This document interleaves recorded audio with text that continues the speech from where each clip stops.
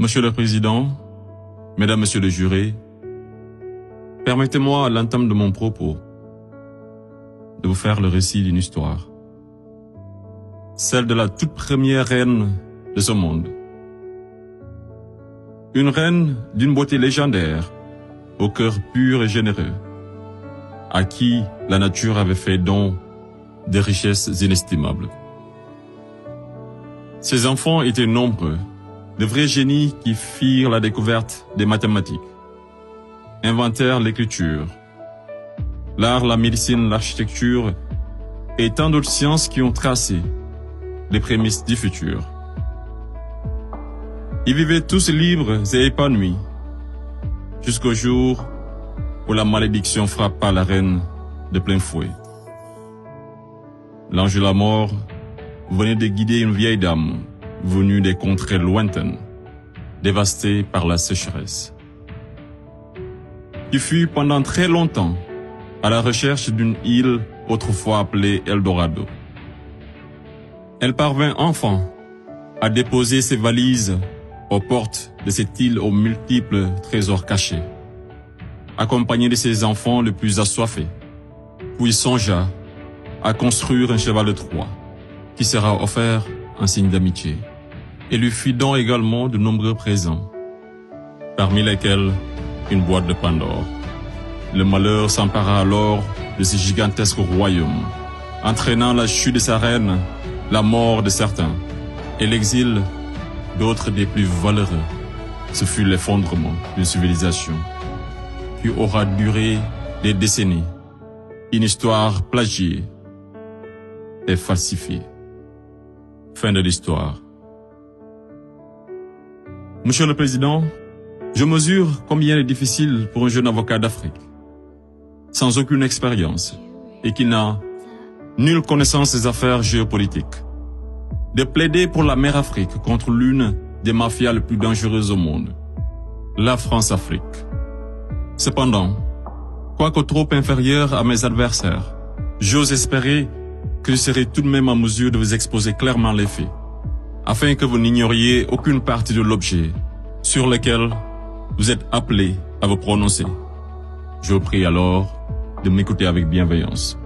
Mesdames, Messieurs les jurés, vous n'êtes pas sans savoir que l'Afrique a été réduite à 400 ans d'esclavage, à 250 ans de colonisation.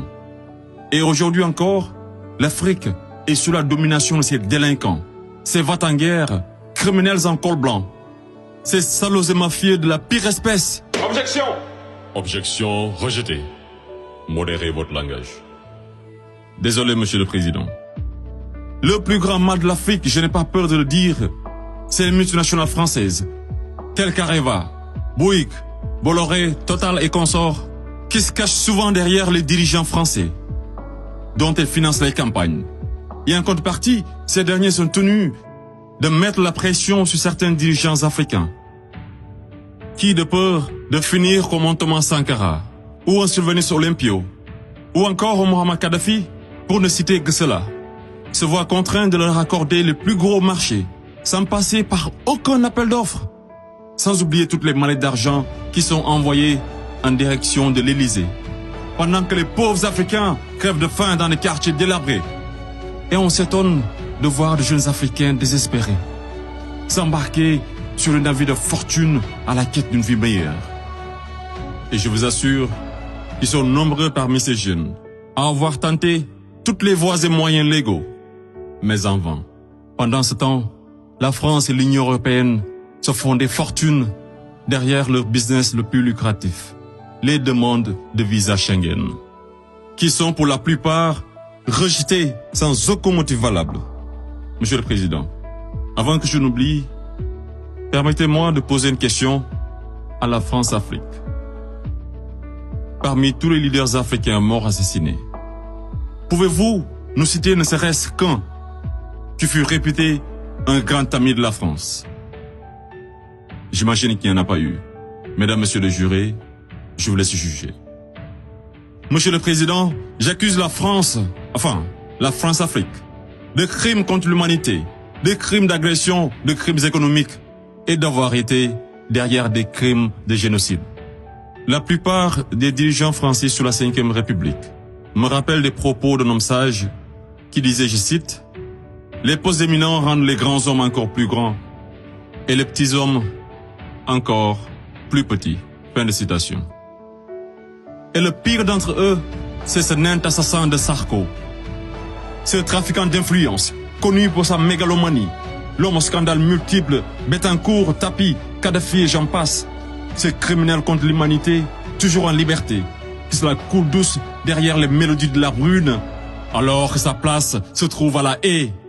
Vous lui direz que malgré tous ces mensonges, avec la complicité de certains médias, que le monde entier, et les Africains en particulier, connaissent toute la vérité sur les véritables raisons de l'assassinat de Kadhafi, sous les applaudissements de Bernard-Henri Lévy, et sur la chute orchestrée de Laurent Gbagbo, qui aurait commis un crime de lèse-majesté en voulant tout simplement ouvrir son pays à la concurrence internationale, en exprimant aussi sa volonté d'établir un rapport d'égal à égal avec la France, et en souhaitant revoir le contrat qui liait son pays à l'entreprise Bouygues.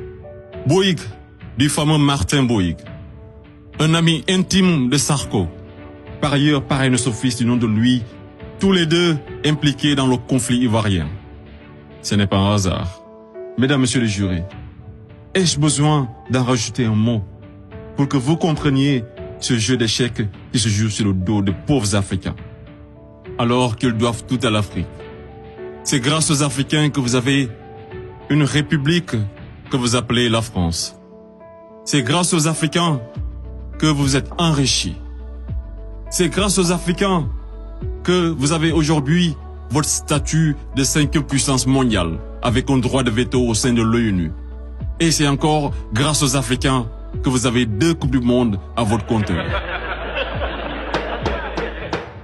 Qu'attendez-vous encore des Africains? Qu'on vous ramène la Lune?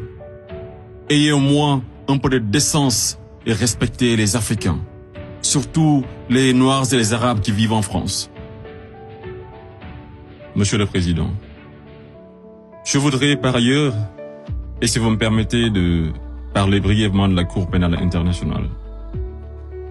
Il est un proverbe qui dit « Dis-moi qui tu fréquentes et je te dirai qui tu es ».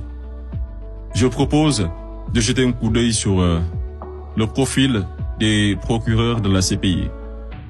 Commençons par l'actuel procureur de la CPI, une dame que je respecte pour 2 raisons. Pour son courage, pour avoir prouvé qu'être une femme et noire ne saurait être un obstacle à la réussite sociale, que la femme noire était capable de s'imposer partout et devant n'importe qui, et pour son combat pour la défense des droits des femmes. Mais devrions-nous faire semblant d'oublier qu'elle fut procureure générale, proche collaboratrice et conseillère juridique du président, et ministre sous l'une des pires dictatures de l'histoire de l'Afrique, sans jamais démissionner? N'est-elle pas comptable de ce régime? Le premier procureur de la CPI, l'Argentin Luis Moreno Ocampo, une haute personnalité dont le nom est impliqué dans les affaires de viol, de corruption, d'abus de pouvoir. Un procureur de la CPI qui détient avec son épouse des entreprises offshore dans les paradis fiscaux des îles Vierges, de Panama et de Belize. Et c'est le même type qui aujourd'hui offre ses services aux personnalités poursuivies par la CPI afin de les aider à échapper au séjour à la haie, moyennant de grosses sommes d'argent. Et tenez-vous qu'ils sont 123 pays à avoir ratifié le traité de Rome.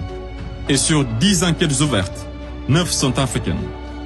Je me pose la question à savoir, sommes-nous dans une cour pénale internationale ou africaine?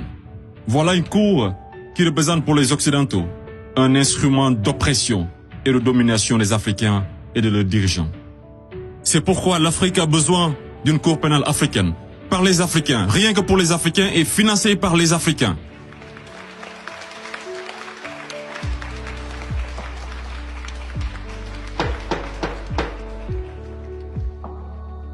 Monsieur le Président, je ne suis qu'un jeune ignorant qui ne prétend point détenir toute la vérité. C'est pourquoi je vous apporte des documents qui vous permettront d'y voir un peu plus clair. À l'exemple de cette copie d'une conférence de François-Xavier Verschave intitulée « De la France-Afrique à la Mafia-Afrique ». Je salue également le courage de ces hommes et femmes de valeur qui osent lever leur voix pour défendre les intérêts de l'Afrique. Je pense au grand Kémy Séba avec l'ONG Urgence panafricaine. Je pense également à notre frère Claudie, à Fatou Diom, au grand Youssou N'Dour, à notre maman Angélique Kidjo et d'autres artistes des plus engagés comme Alpha Blondy et Tiken Jah Fakoly pour ne citer que cela. Sans oublier toutes ces personnalités qui œuvrent pour la promotion des jeunes et des femmes à l'égard du docteur Anta Sané et bien d'autres femmes de valeur. Monsieur le Président, loin de moi l'idée de proliférer des menaces. Mais si par malheur, la France-Afrique est aujourd'hui acquittée, sachez que la jeunesse africaine l'obligera à quitter. Elle se mobilisera davantage et réunira toutes ses forces vives, hommes et femmes de valeur, sans exception d'âge, intellectuels, sportifs de haut niveau, artistes de renommée internationale et sympathisants de l'Afrique. Et tous mèneront une campagne dévastatrice par tous les moyens pacifiques afin de dégager un par un ces bénéwiwi, présidents marionnettes de la France-Afrique, en faveur de vrais leaders panafricains véridiques qui auront le courage de mettre fin à la domination de cette mafia et qui décideront de la fin de la plus grosse arnaque de l'histoire, le franc CFA.